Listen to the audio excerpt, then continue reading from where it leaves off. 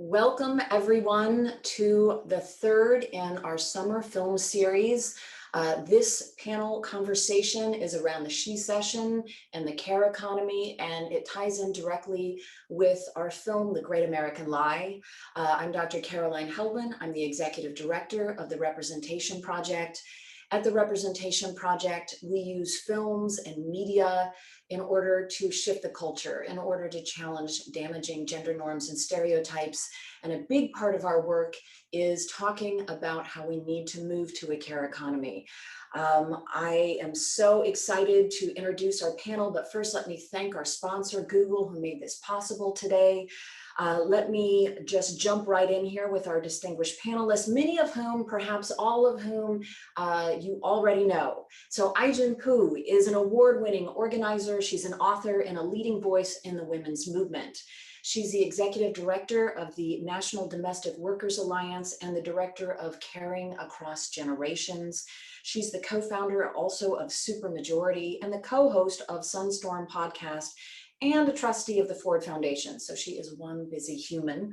Ai-jen is a nationally recognized expert on elder and family care, the future of work, and what is at stake for women of color. She is also the author of the celebrated book, The Age of Dignity, Preparing for the Elder Boom in a Changing America.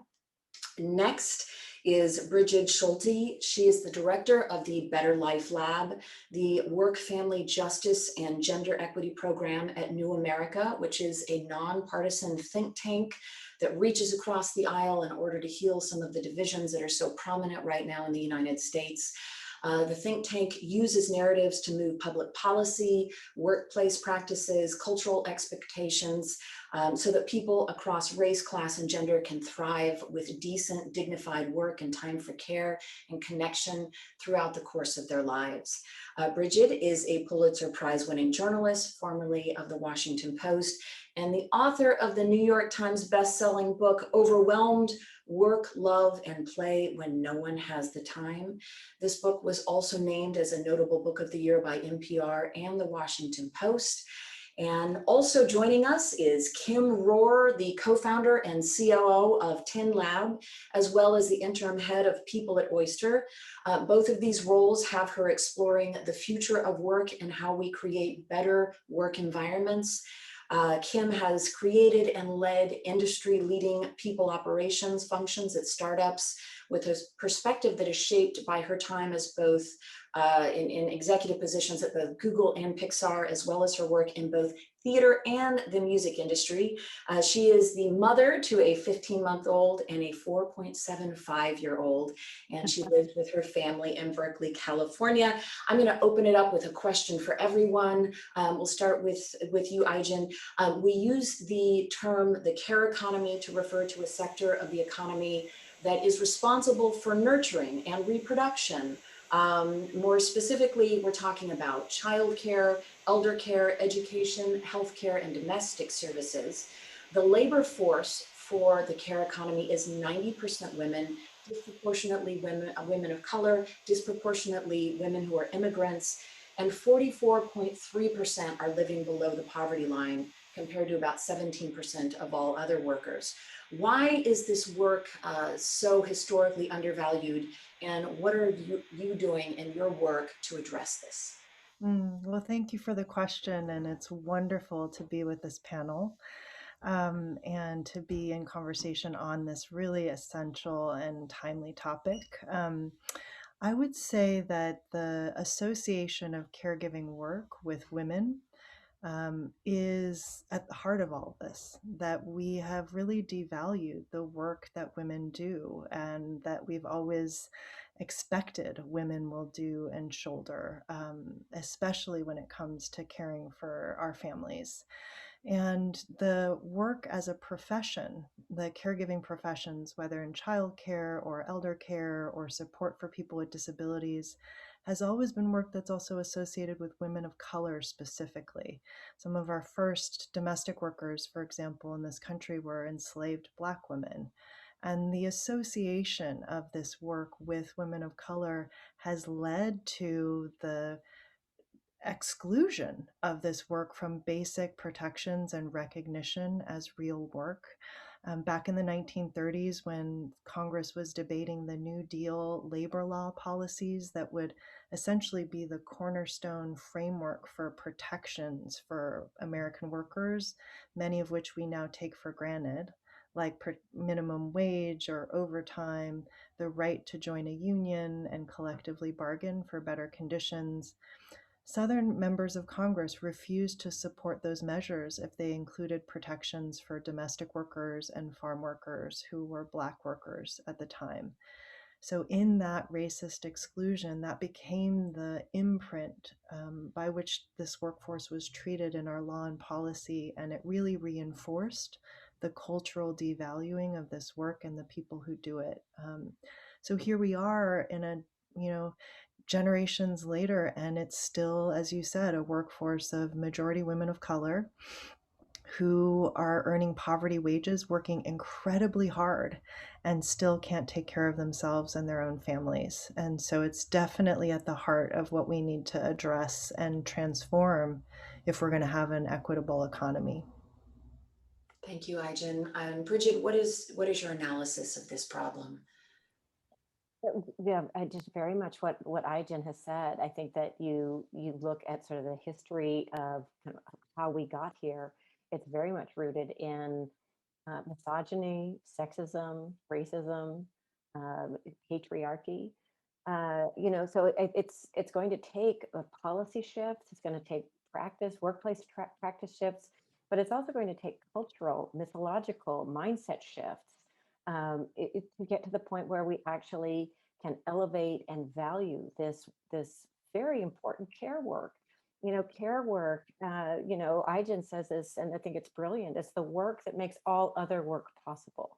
And I think because it's been seen as sort of a labor of love, sort of is separate from the economy, this sort of almost kind of like a sacred halo around it, and that we don't want to make it sort of, we don't want to sully it or make it somehow, dirty it with economic transactional thinking.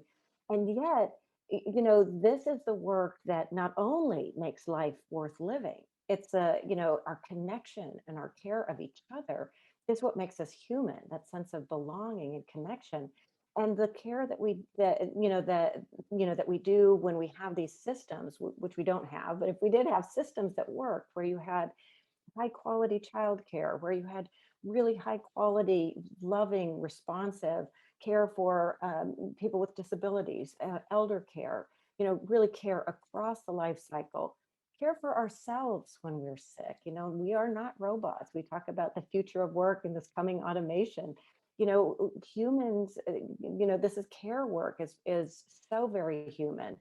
And this is why people talk about in the future of work, you won't be able to automate care. Sure, you could have a care robot or a mechanical cat that would keep you company, but that's not the same as having people who could not only care for your physical needs, but your mental, psychological, social needs, spiritual needs, really. And that's very human. So we need to begin rethinking and bringing value not only to the unpaid work that we do in our own homes, but for the paid care work that we all rely on to be able to do work in the world as well. Thank you, Bridget. So Kim, what is your assessment of the devaluation of both paid and unpaid work that women perform? Yeah, I mean, Jen and Bridget have some incredible history and data and research to back them up. And I sit here and I just can't help thinking that if it were white men doing the primary work of caregiving, we'd be in a totally different situation, right? It's because this work has traditionally been done by women and specifically women of color that it is devalued. And that's because we're completely wrong in the way we assess and assign value in this country and in other parts of the world too that are doing caregiver support so much better than we are. um, there's still this sort of myth of women's work, and that caregiving is work that women, and especially women of color, because of the, like, you go back to the roots of like mysticism and like the mammy taking care of the children on the plantation and like all this stuff. That's like, it's not because that's true and that's the way that the world should be. It's just because those are the systems that the white men set up, right? And they created the mythology around it to support the economic structure that they wanted to have. And so I think until we are able to reassign value and recognize that this is not just women's work because women are natural caregivers and we love to care out of the goodness of our hearts, and all of the caregivers that work are doing it because they love to take care of people and not because it's a vocation. uh, until we shift that, nothing's going to change. And there are times where I wish you could just snap your fingers and instantly, you know, for 24 hours flip the tables and and let all the rich white men magically become caregivers for the day. I think to IGen and Bridget's points, like this is a systemic problem that's going to require systemic solutions. It's not just the caregivers that need to step up and demand better. It's not just the employers that need to take better care, and it's not just the government that needs to do more. It's a coalition. It needs to be structural, systemic, meaningful change. If I could just jump in really quickly Bridget. to your point, Kim, what if we flip the roles? Well, that's exactly what happened in Iceland, a Right. couple decades Exactly. ago. Women went on strike. And so then all of the men had to come home and figure out, well, how do I make dinner? Oh, what do you mean I got to pick the kid up from childcare? Wow, what's going on? I mean, they could do it because it's a much smaller country. I think women going on strike in the United States would just be unwieldy. But it's really an important lesson because that's when things began to change in Iceland, and you began to see family supportive public policies. You began to see gender equality becoming a really important, not just a moral imperative, but a recognition of its economic importance. And it's really no secret now that Iceland shows up as like #1 in gender equality in all sorts of global scales. And it all started because men suddenly got, that this is hard work and we need to value it.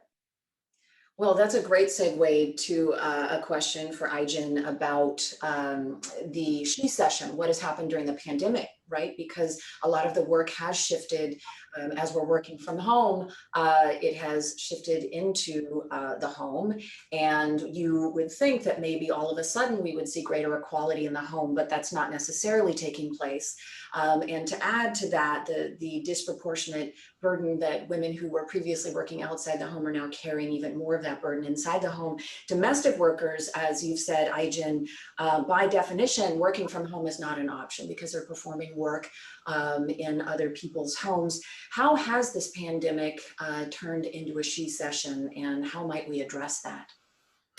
I'm so glad we're talking about this because I actually think what the pandemic did and its disruption of our culture and way of life, it gave us an opening to reimagine how we value care. And what I mean by that is that I think before the pandemic, most people thought about caregiving as a personal responsibility or burden.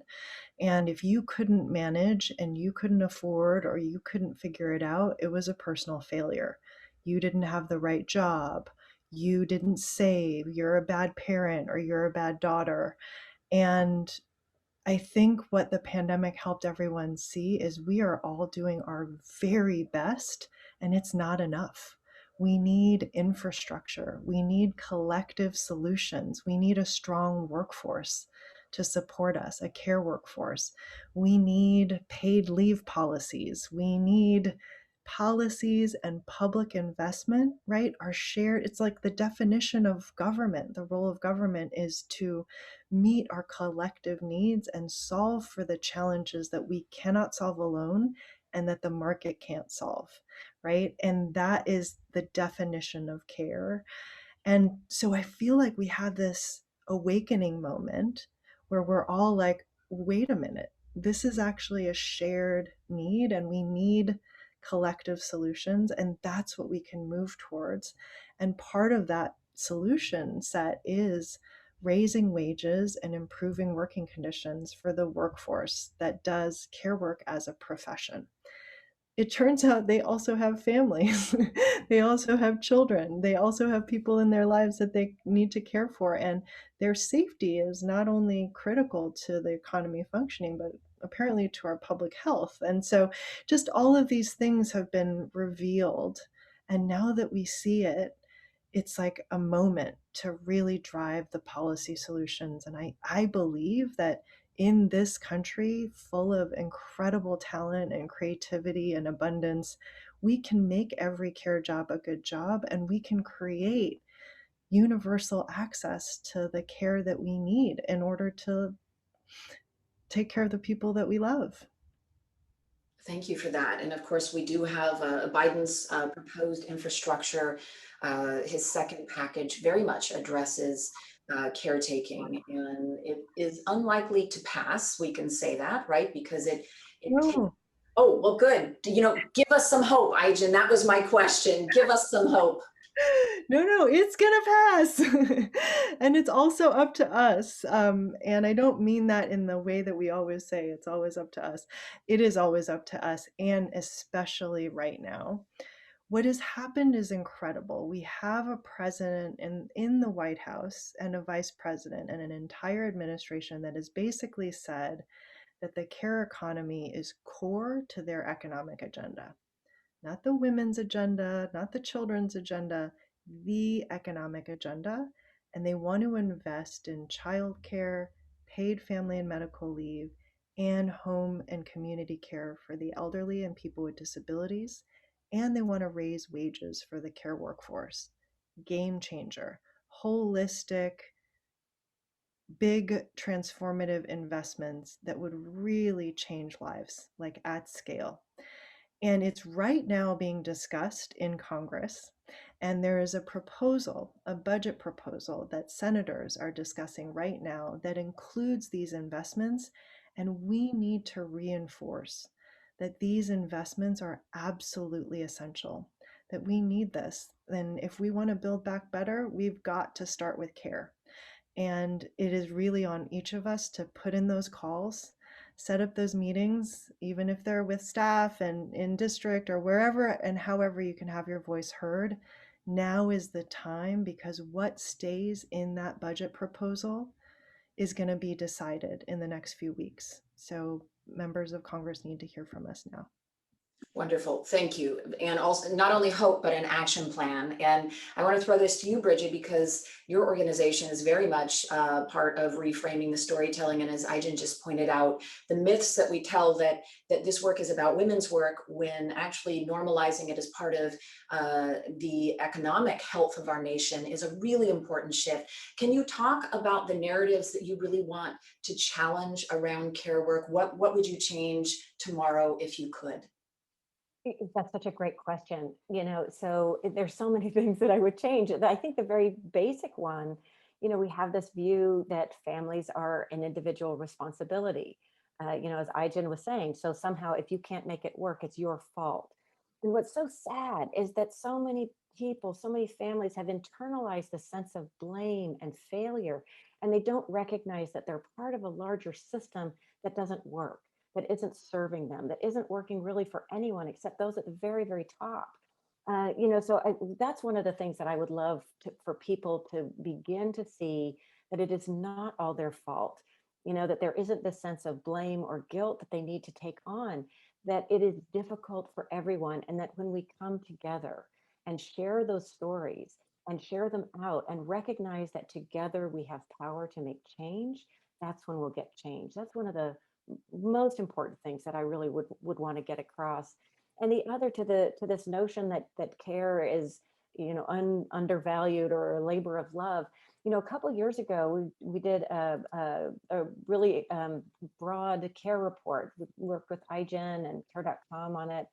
And it was fascinating. And I spent some time in Georgia, which is, has been a red state, sort of purpley now, depending upon what they do with their voting laws, and their voter suppression, which sadly is underway. But they have their own state research, that looks into early childhood education. And they found that childcare in the state of Georgia was a $4.7 billion a year industry, on par with the pharmaceutical and hotel motel sectors. Educating tens of thousands of people, adding, billions of dollars in taxable income. So if a conservative state, this is back in 2016, understood the economic value of the care economy, and that was just imagine how we extrapolate that out. And, when we recognize the value that care brings to our lives and to our communities and economies, and work together to invest in universal systems. I think that we're just going to see things explode. For instance, in Quebec, they have a universal early care and learning system. Uh, some people love to criticize it based on one very faulty study, but the outcomes are really clear for women in particular. What they found is that with high quality universal childcare, the rate of women's labor force participation jumped 12%. That's huge. And a lot of the women who were able to go to work were women with lower incomes, single moms. You know, it gave an opportunity, equality of opportunity, which is what we talk about. In this country, we're all about choice. We have this frankly false narrative of choice that women choose to work. And we really need to rethink that as well. Women have very constrained choices. Women and caregivers have very constrained choices because we've made them so limited. And if we have family supportive policies, you open up opportunities for people to make different choices and self-direct their own lives. For instance, if we had a national paid family medical leave policy, which we do not, can you imagine? Families could decide, I want to spend more time with my child in these early years, in these very early weeks and months. Instead, we've got 1 in 4 mothers who return to work within 2 weeks of giving birth, which is nothing short of cruel and inhuman. We've got more than 30 states where you can't separate a puppy from its mother before 8 weeks. We need to begin thinking about how to create systems that really put humans and human flourishing at the center. So those are just some of the very few things that I would want to change immediately.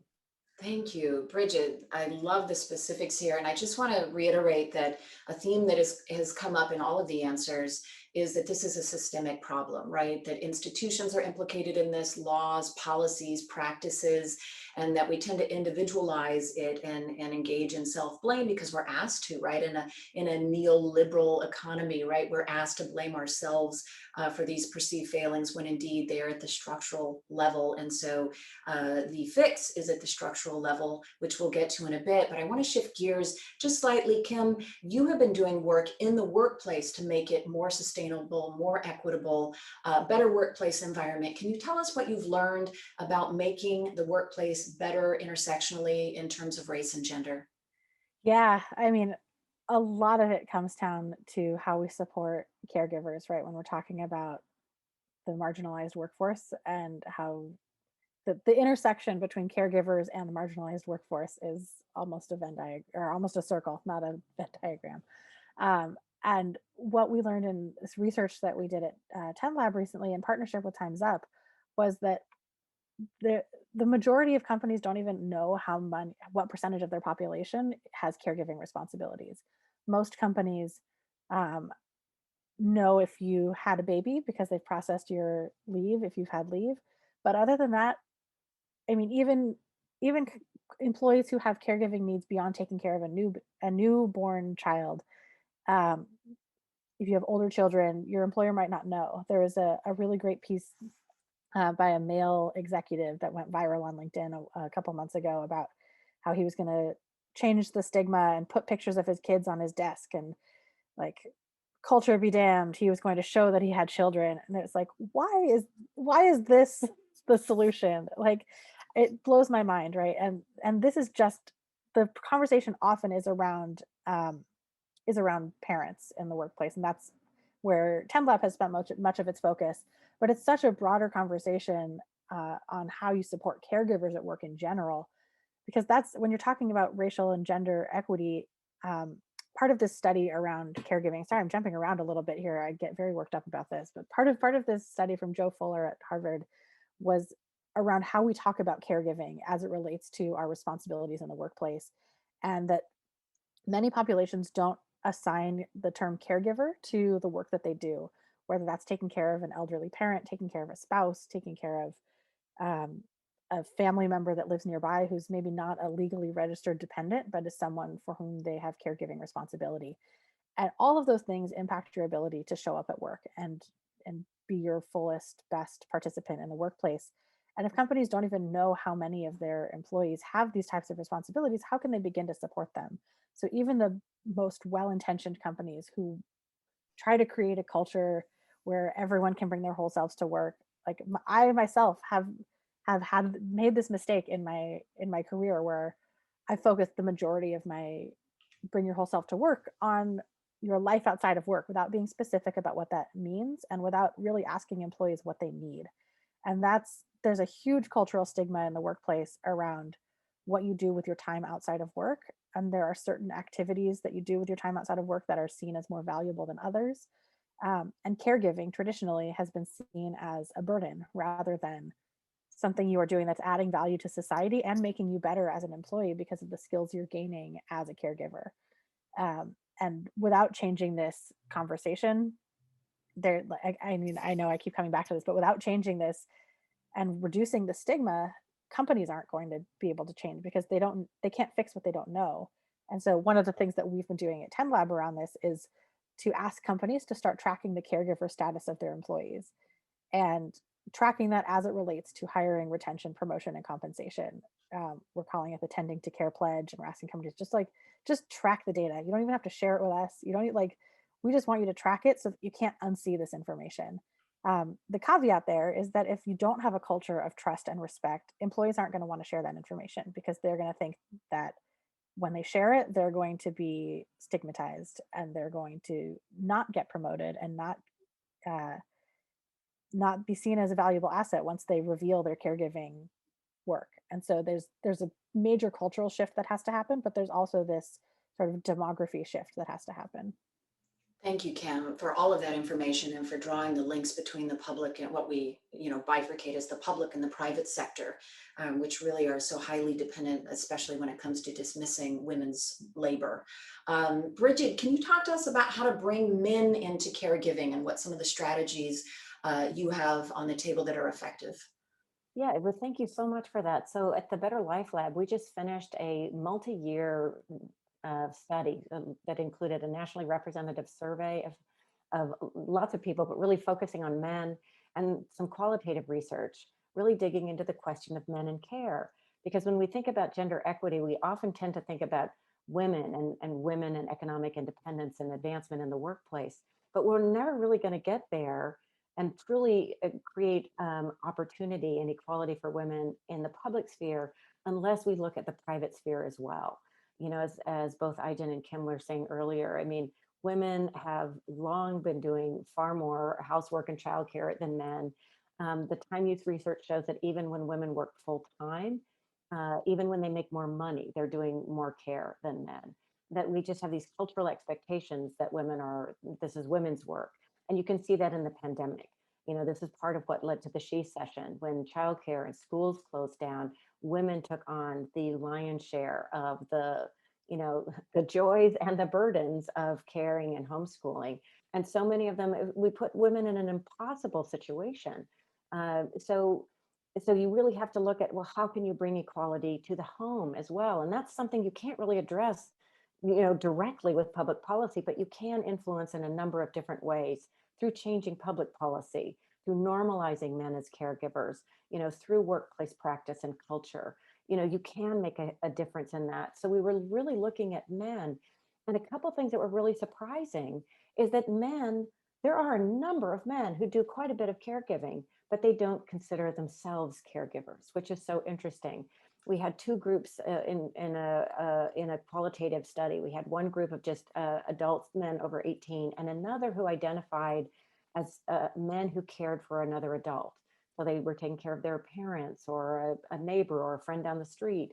And we asked them, when you think of the word caregiver, share a picture. What's the first thing that comes into your mind? And for the men of the general population, they all sent in pictures of women, and many of them were in like scrubs, like a nursing kind of uniform, and many of them were like pushing wheelchairs, very medicalized, very feminized. This is not me. And the men who had actually had hands-on experience for care, they all sent in pictures of themselves, pictures of hands being clasped or people embracing, very intimate, very personal, very different So it was the experience of like, once you have that experience, it changes you. And what we found is that men are anticipating needing time off of work to give care at the same rate that women are. They just don't do it.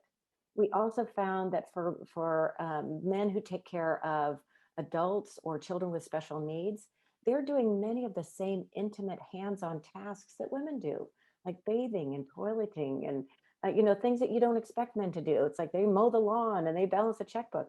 They're doing that as well. They are also leaving the workforce or reducing hours at the same rate as women. And so there are a number of men, and iGen Caring Across Generations have been doing wonderful work on this as well, that men are part of this conversation, but they have been ignored and invisible for a long time. And we need them and their voices because they also bring in the value of care. So many men, you see this in survey after survey saying, I want to be more engaged. I want to give more care, whether they're a father or they're caring for an elderly parent or a disabled adult, your family member or loved one. I want to do it. I don't think I can. I'm afraid I'll be punished at work. I'm afraid I will violate these ideal worker breadwinner norms and it will cost me. And this is where not having public policies and a safety net really matter, because we expect people to individually pay for the cost of everything, healthcare, childcare, everything. And so when you need to pay out of your own pocket all the time, families are going to naturally give preference to whoever's making more money. And because we live in a patriarchy that value men and men's work more, men earn more money typically. We have a gender pay gap. So guess who's going to go to work, in a crisis, and guess who's going to care? So this is where we need equal pay is also part of this valuing of care. We need to kind of like looking at this from a 360-degree level, and then, 3-dimensional, 4-dimensional. We need to see that that care touches on all of these issues. Absolutely, Bridget. And just on that last point of the pay equity, a report just came out from the White House showing that women are making 99 cents, right, to a man's dollar. And it's the smallest the wage gap has ever been. It was 68 cents to a man's dollar in the Trump administration, for example, for context. But I kept thinking to myself, why 99 cents? Why can't we just get there? Even in these small moments where we're really trying to address it. And I want to now shift gears again. Jen focused on a conversation we were having prior to this panel, right? About the work that we are all doing in order to advance the value of care work, and how sometimes, the movements for social justice are fraught with infighting in ways, that make us less effective. And I'm hoping you can speak a bit about your ideas for kindness and social justice work. Well, it does come back to this idea of caring. I think that there are just so many ways to distinguish between us, and then there's structures and hierarchies of power that sort us out, hierarchies of power and human value. And I think as social change movements, we're trying to disrupt those hierarchies and replace them with a new way of being where we're, as in Gloria Steinem's words, we're linked, not ranked, right? Where we're connected and celebrated in our diversity and more powerful together to solve problems and to innovate and to create a future that creates more opportunity for future generations. And I think at the heart of that requires, because these hierarchies are so entrenched and they've created so much harm in our lives, that we are often moving around the world from a place of trauma and hurt. And even as we try to address the sources of trauma and hurt, it's pretty hard to ignore that that pain is there. And sometimes that causes us to be cruel to ourselves and to each other. And so, one of the things I love about being in the space of caregiving is that it reminds us that at the heart of it all is a value of caregiving and of care, self care, care for each other, and the empathy that is required in order to do that well. And I think that if we were able to deploy that care and empathy strategically in every aspect of our work, whether it's how we build coalition or how we debate when we disagree, or how we find connections when we've been siloed, right, by these systems and these structures, that we'd actually just get a lot further. And yeah, so it's just something I've been thinking about a lot, is like, how do we create more kindness and caring and empathy in a world where it's harder and harder to do that, because all of the structures that have created so much harm and injustice have all been laid bare, and we're all kind of traumatized by them. So anyway, it's just something I've been thinking about, and it isn't unrelated to the caregiving conversation. And I think care can be a really important bridge. Can I just please beg that you write that book? Please. Um, We win our care infrastructure. That's what we're going to do first, but then yes. Yes, okay. I'm going to ask one last question of our panel, which gives everyone in the audience plenty of time to put their questions in the Q&A, and we will address them. So we won't be calling on people with raised hands. We won't be looking in the chat. We'll be looking in the Q&A. So please put your questions in the Q&A. So last question, it's a day of magical thinking. If you have a magic wand, we'll start with you, Kim. If you have a magic wand, what would you change about the culture, policy, the workplace, the care economy that would address intersectional gender and race inequalities when it comes to care work? Giving me a magic wand, man. Funding, like funding on a government infrastructure level. And I mean, Bridget just put this in the chat, but gender neutral, gender inclusive public policy, workplace policy, coupled with a shift in cultural thinking. The magic wand is really where you need the cultural shift is really where you need the magic wand, because I feel like public policy and workplace policy, you can work towards that. You can build that a lot. It's not fast, but it's a little easier than shifting an entire public narrative and entire public cultural perception. Thank you. Well, Bridget, your work focuses specifically on that. So you have this magic wand now. What would you do?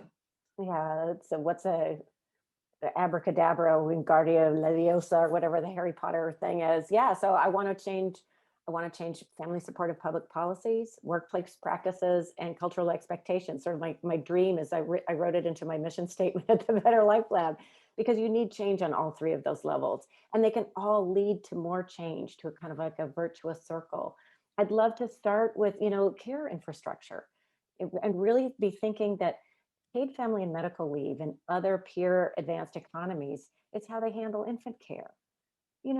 It's part of a long-term universal child care kind of cradle. And I would love to see a really high quality prenatal care as part of a really strong care economy.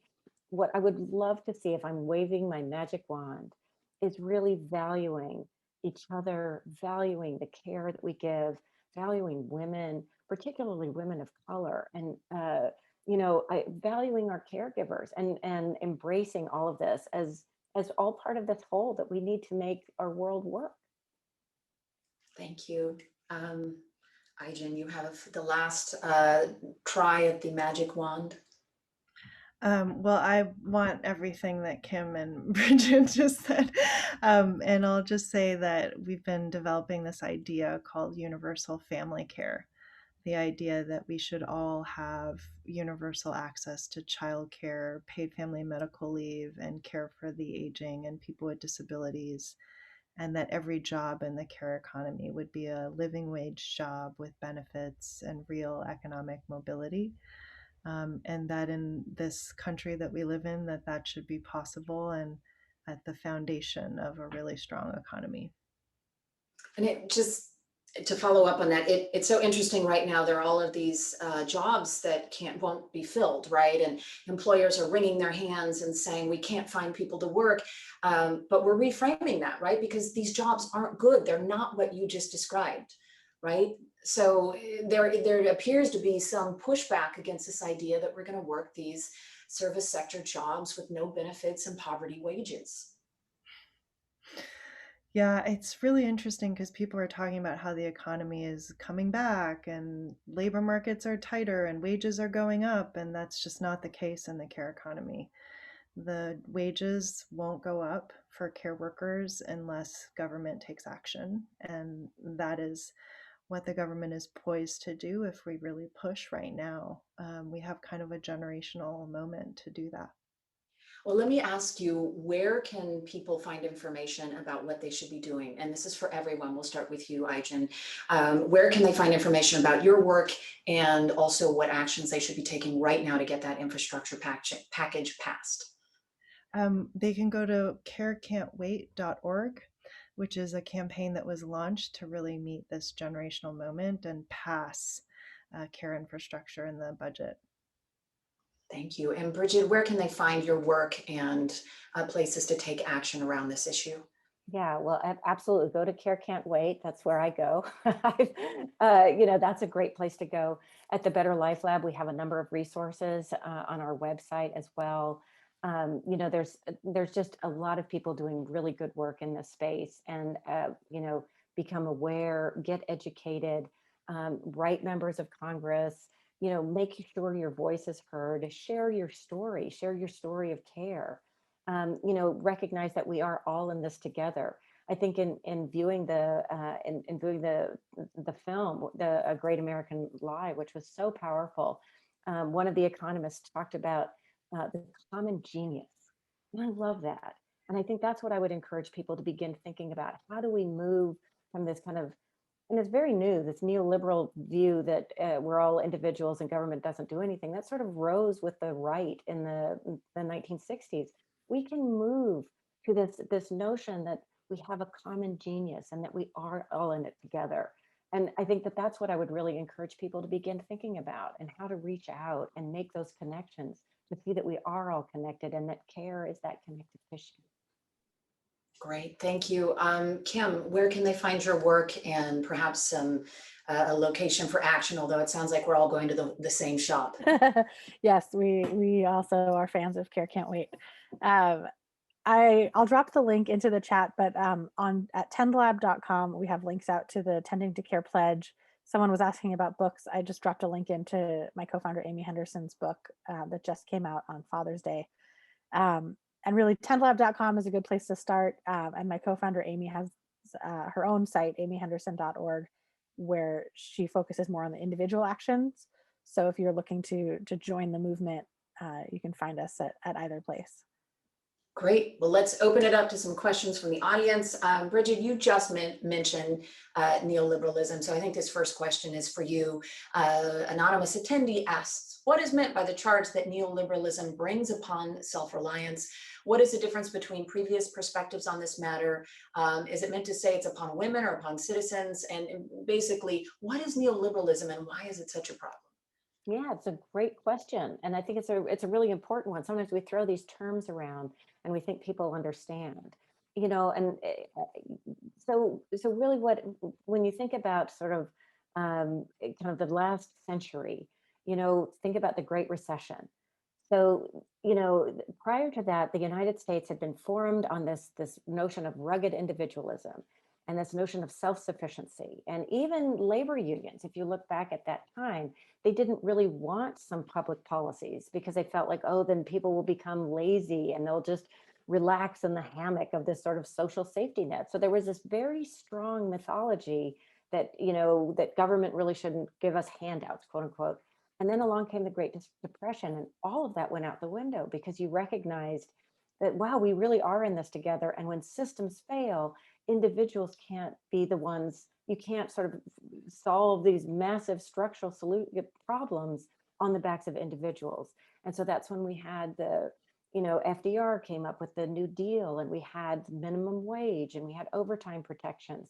And at that point, we really led the world in understanding that there was sort of this social contract between government and employers and employees and workers, and that we were all in it together. And then that began to change in the 60s with the rise of Milton Friedman and other sort of economists sort of thinking very theoretically and wanting, frankly, wanting the government to stop spending on social programs. And that really sort of culminated in the Reagan era when he said government, is the problem. And so we're sort of operating under this decades long assumption that kind of trickle down economics, which if you remember, George H.W. Bush, Reagan's vice president, called voodoo economics. Like, why should we think that if we cut taxes and we don't have any government spending and all the money goes to the 1%, it's going to trickle down to all of us? And yet that's the fallacy. That's what the kind of the economic theory espouses. And you can see that with the Trump tax cuts. You can see what's happened since the 1980s, where if you look before then, wages would rise with productivity, and then what happened is productivity kept rising, workers were still as productive, but their wages stagnated and fell, and all of the benefits of that labor went to the 1%. That's what we're talking about. That's what we need to change. And that is like this, it's become almost like this religious mindset that that's the way to be. Well, that's the way to ensure that we have increasing inequality and misery and unfairness. And so we really need to challenge those very, very basic and very wrong assumptions. Thank you, Bridget. Next question for Ijen from Harold. How do you go about getting this conversation and language into the daily news and conversations, or how do we amplify the new framing in the media? It seems like part of the problem is the framing of the day-to-day realities that is at odds with making the issue obvious and normalized or shifted.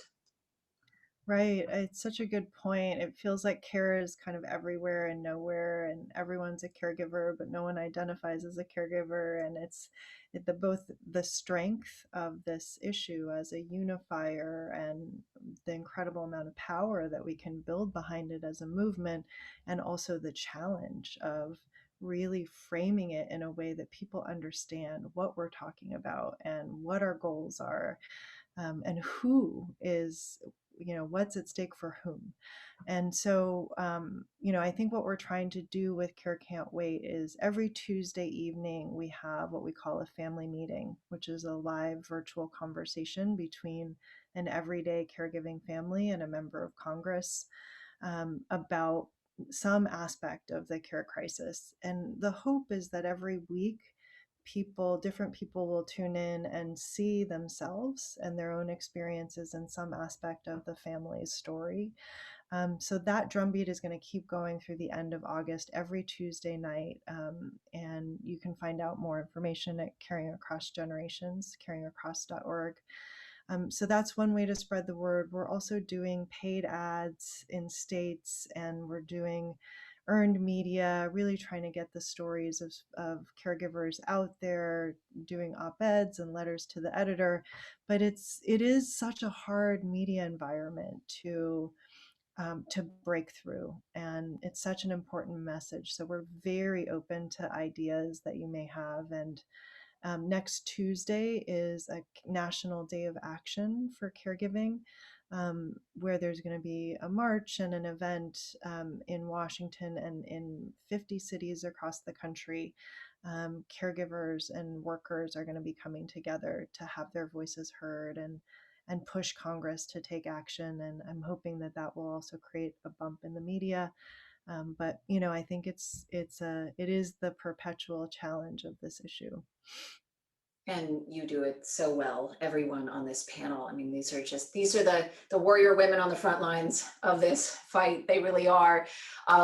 Kim, a question for you. If you could choose one country in the world to live in yourself as a caregiver and a parent, which would it be and why? And of course, this is a question about how the US is so out of step with so many other countries. I mean, Iceland. I think that, looking at the Nordic countries, I'm a California girl through and through. I am a like third generation California girl, but the way the Nordic countries have come together to really transform gender equity and caregiving. They just released this report around uh, the shift to the 4-day, 32-hour work week that's now starting to gain a little traction in the US. With a few companies, there's like a new coalition about the 4-day work week that's forming. Like they really kind of have their shit together over there. Uh, I don't know. Yeah, Bridget just they do have really great hot springs over there. So maybe not the California beaches, but I think I could give up the California beaches for, gender equity and family support.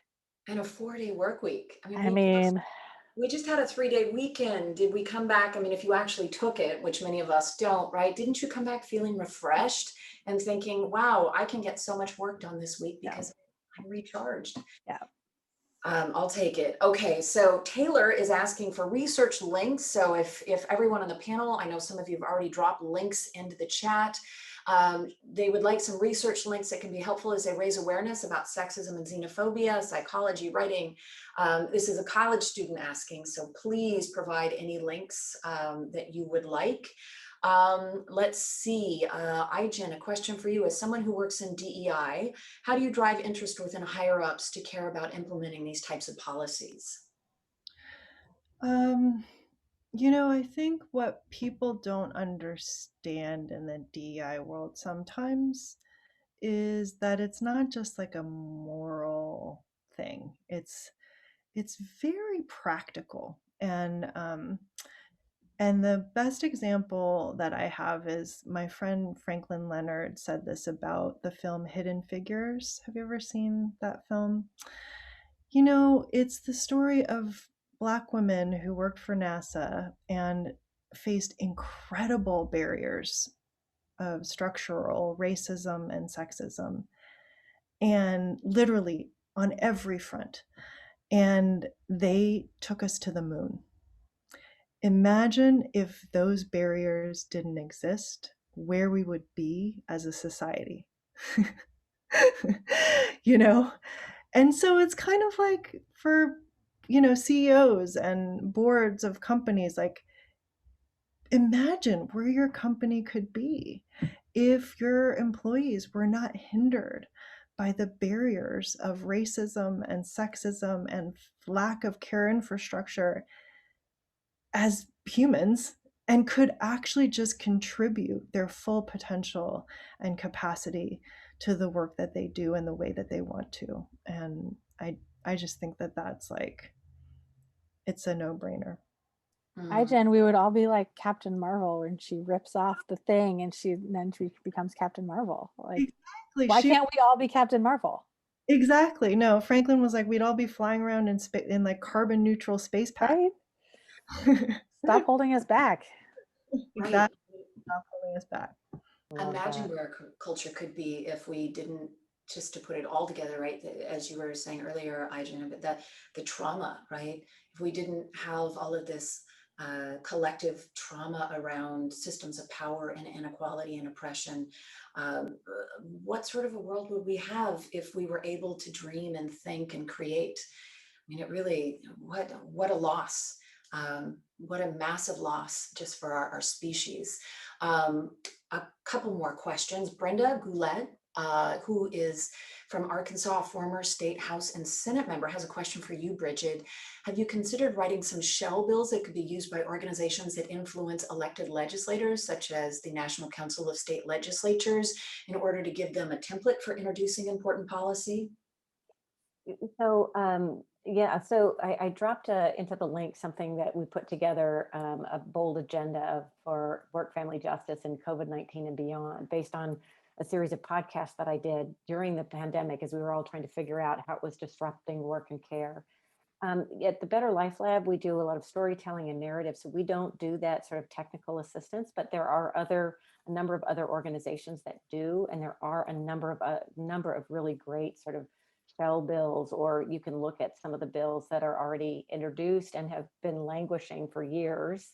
Sadly, in Congress, there are great bills on paid family leave and on universal child care. Just look at Elizabeth Warren's plan from the campaign. There are good state bills. We've just done some really interesting work with the state of New Jersey on their paid family leave system and how to implement it better. So there are really some great resources out there. You know, and what I do, if you know, these shell bills, if you will, it goes right back into the point that we were making earlier. I think that we've had this failure, this real failure of imagination about how things could be. And that's what we need to start leaning into is, you know, let's imagine. And then, you know, and have those bills come out of that North Star rather than think about what's possible and then tweak and iterate. Let's go big and really dream, because I think that's what's going to get us there is really reimagining that and looking for bright spots and building on those. Let's end on that, Bridget. That was a perfect moment to end on, indeed, a point of hope. I am so grateful that everyone came to this discussion with this incredible panel. Aijen, Bridget, Kim, thank you so much. For folks who want to screen The Great American Lie, contact us at the Representation Project. Go to all of the links that have been shared and get involved in fighting for the care economy, because it will make the world a better place for simply everyone. Thank you all. Bye.